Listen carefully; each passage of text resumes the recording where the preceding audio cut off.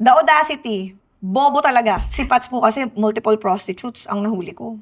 Feeling ko ang ginawa niya sa akin utmost disrespect eh. Baboy, kababuyan. Sabi niya sa akin, kasalanan ko daw dahil ako daw ang pinili niya. Ay, maraming salamat kasi buntis ako sa anak mo eh. The calculator app. Application siya, mukha siyang calculator. Sabi ko, buksan mo, patingin. Sabi ko, secret app to na pwede kang mag-store ng mga photos, videos, para siyang drive. Sabi ko, nagawa mo ko bobo. Important documents ng parents mo, nasa calculator plus. Ginawa niya, kinaladkad niya ako, papasok ko. Sugat-sugat pet ko. Buntis mo ako nun, 4 months. Aaminin ko po na sobrang bobo ko sa part na yun. Ang iniisip ko, ang attitude mo, kukorek mo yan eh. Kung meron man po akong biggest lesson na parang natutunan after ng lahat ng kabulagan ko sa mga red flags na yon, never ever marry the potential. Huwag mo silang pakasalan sa mga what ifs nila or what they could have been. That's who they are. Hindi yan magbabago. Wala po akong sakit ng ulo kay Patrick. Halimbawa, magpapaalam, uminom, mag-ride. So, kilala ko yung routine niya. Eh ako naman po, ever since, hindi po ako mahigpit talaga sa kanya. Sa ganun ko po siya nahuli. So, Actually, change in behavior. yes, this was December 2024. Na-hospital po ako, inubo ko 3 sakit sa tiyan. Iniiwanan niya ako sa ospital. Hindi daw po siya komportable, kailangan lang daw niya ng breathe. In fairness naman po, diagnose siya ng anxiety disorder. Until may isang time na talagang bumulusok ako ng ganas, wala po akong ospital. Paano ba naman kasi may tumawag sa kanyang barkada? The audacity. Bobo talaga. Hinay ko. Pero Okay. sabi po niya, Love, nagkakagulo sila Andre dyan sa may Pearl. Pearl Diamond, beer house po yon. Pupunta lang ako doon kasi ako lang nakakapag-ayos.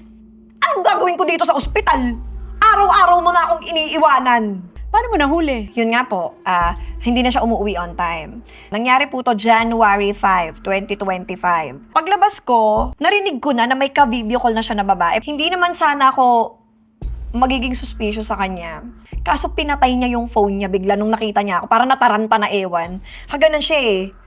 Pagkakita niya sa akin gano'n, nung palapit na ako, pinatay niya tapos, sino kausap mo? Si Binay. Tropa niyang lalaki yun. Babae kausap mo. Napagano na po ako. Sabi ko, oh my God, Patrick, kami naghabulan sa terrace. Habang naghahabulan kami sa terrace, apura siyang delete.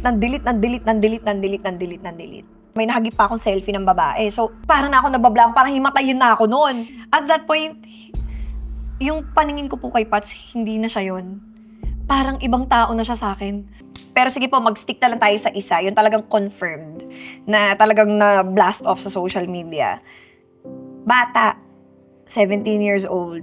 Anong problema mo? Bakit mo ako pinakasalan? Hindi pala ako yung type mo. Meron po ako doon isang mabigat na para sa akin, sobrang bigat niya and sobrang nagmamatter siya dahil sabi ko sa kanya, hindi ka aamin sa akin kung hindi pa kita nahuli.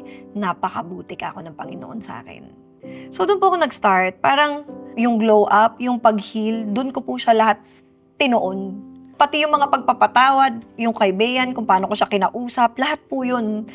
Sinumbong ko lahat. Sabi ko, Lord, kung babalikan ko pa yan, kung gugustuhin mo, sasabihin mo sa akin na babalikan ko, hindi na po ako talaga masaya. Save me. Yung mga babae po na nasasaktan, normally, sisisihin mo yung sarili mo eh. Kung ano yung kulang. Anong kulang sa'yo? Anong Hindi mo mali nagawa. sa'yo? Bakit? Dumaan ka dun. Pero yun po, pinarealize sa akin ni Lord na hindi mo kasalanan na ginanito ka ng tao na yan and it's not the end of it. Kung pakiramdam mo, walang magmamahal sa'yo dahil nag-end yung relationship kung saan pinangako mo na dito mo ibubuhos yung pagmamahal na meron ka, hindi. May mapagbubuhusan ka pa niyan at mabubuhos yan pabalik sa'yo.